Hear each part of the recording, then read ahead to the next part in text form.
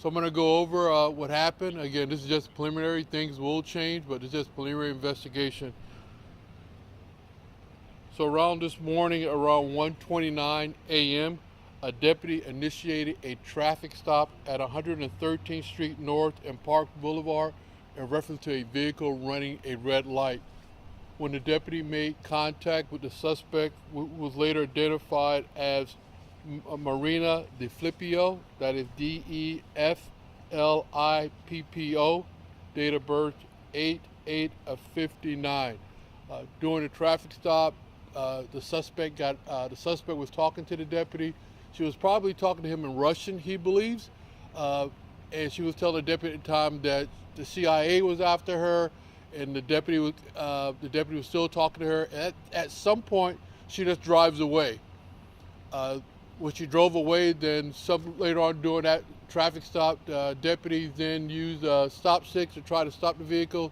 The vehicle continued westbound onto the beach area, where it was then stopped again by Indian Shores Police Department, where a felony traffic stop was initiated.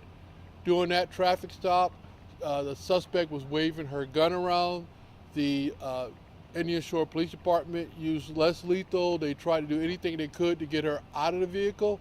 At some point, she then ran one of their vehicles and then continues northbound on Gulf Boulevard. In the location behind me, which is located at 2024 Gulf Boulevard, the PCSO then used what's called their MRAP to use a pit maneuver to stop her vehicle again.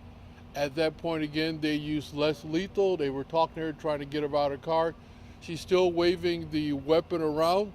She then tries to get away again, ramming several vehicles, and that's when the deputies used their weapons. She was struck several times. She is in critical condition. We have one deputy that's also at the hospital. He received injuries from the accident. And there were 7 deputies that were involved in this shooting. So those deputies' names will be released to you later on. And with that, I'll answer any questions if you have them. When you say she was hit several times by gunfire, right? She was hit, it was actual gunfire? She was hit at least 3 times by gunfire, but she hit several vehicles as she was trying to get away again when the gunfire happened. And the deputy that was injured by the crash from the vehicle where she was hitting the vehicles? Yes, we believe so. She's in critical condition. Is she expected to survive? And if so, what type of charges would she face for this? She is expected to survive. Right now, we have at least 2 aggravated assault charges on her, 1 aggravated battery charge on her, and fleeing and eluding. Do you know anything about her history as far as prior arrests, prior traffic stops, anything like that? At this time, when we looked, she has no criminal history, but again, this is an ongoing investigation, so we'll be able to release that information to you later on. Again, these deputies these also did everything possible because they started off de-escalating, trying to get her out of her vehicle. She wouldn't get out of her vehicle. She rammed the deputy's vehicle and the police officer's vehicle, and then she went after them with the car. Once the deputies were pursuing her, was there any high speed happening at that time? The deputies did not pursue her, so when they made the initial traffic stop and she drove off, they just got on the radio and they were just trying to make a traffic stop. They used the stop sticks, but then when they made the felony traffic stop and then she waved the gun at the Indian Shore Police Department, again, she was going northbound on Gulf Boulevard at about 20 miles an hour. And that's when they gave permission, the supervisor gave the deputy permission to do a pit maneuver. So there was no pursuit. What is the pit maneuver? Explain that. So basically that's when our vehicle can come up and take a vehicle and just spin it so we can just move it so we can disable the vehicle. Will you guys be releasing any dash cam or body cam video at any point? We will be. As soon as we review it, we'll get it out to you as quickly as possible.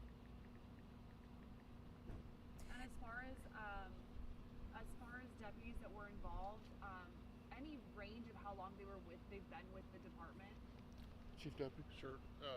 Chief Deputy David Danzig, it's DANZIG. There were 7 total members. They range from deputy up through a lieutenant.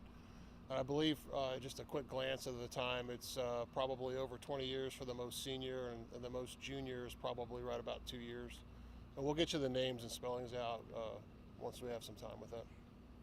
And you also mentioned Indian Shores Police involved as well. Are there a couple of officers from their department? Correct. None of the Indian Shores officers discharged their firearms, but they had done the traffic stop after the vehicle came over the Park Boulevard bridge. Our deputies had stop-sticked it on Park Boulevard, so when it came over the bridge, it was on flats. They did a felony vehicle stop on the vehicle and then had contact with her, and that's where they first noticed that she had a firearm or had a gun. Our deputy, when she initially made the stop on 113th and Park Boulevard, didn't see the firearm at that point. She had just driven away from the stop. And forgive me, y'all said it, the deputy that was taken to the hospital, injury status, that sort of thing. So he's I would say minor injuries, and it's a result of the vehicle crash. And I'm not sure where in the sequence of all this. She was ramming our car. She had rammed some Indian Shores cars. Somewhere in that sequence of the car ramming by her, the deputy was injured, not as a result of the gunfire, but as a result of the vehicle ramming. And when you say that 7 deputies were involved in this, does that mean the shooting and also any vehicles that were rammed? So no, there was more than 7 deputies here. 7 deputies fired their firearms. So we had 7 total deputies that fired firearms. There was more deputies here than that. Did the suspects fire any? Oh, that's a good question. We don't know at this point. We haven't gotten that far into it. There is a gun in the vehicle. She did have confirmed that she did have a firearm. We're not sure if she fired yet. We haven't processed up and into the vehicle yet. Any other questions? All right, we'll update you later on. Thank you.